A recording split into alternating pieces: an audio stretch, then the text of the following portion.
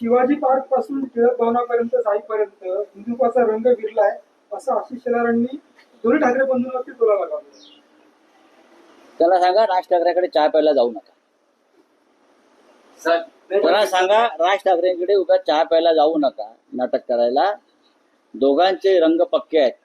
ठाकरेंचा रंग खरडून काढण्याचा प्रयत्न कोणी करू नये, ते पक्के रंग आहेत. भारतीय जनता पक्षाचा रंग राहिलाय का? भारतीय जनता पक्षाचा रंग हा भ्रष्टाचाराचा रंग आहे, काँग्रेसचा रंग आहे. भारतीय जनता पक्षामध्ये 90% काँग्रेस आहे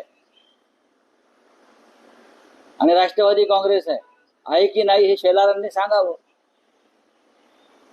ना. भारतीय जनता पक्षामध्ये स्वतःचं नेतृत्व राहिलंय का? मला आश्चर्यच वाटतं.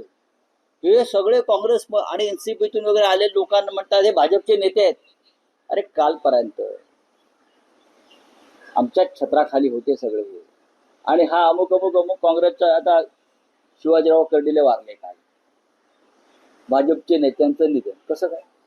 आयुष्य काँग्रेसमध्ये गेलं, राष्ट्रवादी काँग्रेसमध्ये गेलं, काही काळ शिवसेनेमध्ये होते.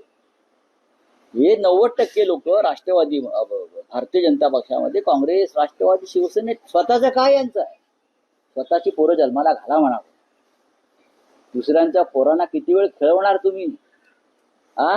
पाळणे तेवढेच आहेत, पोरं वाढत चालली आहेत.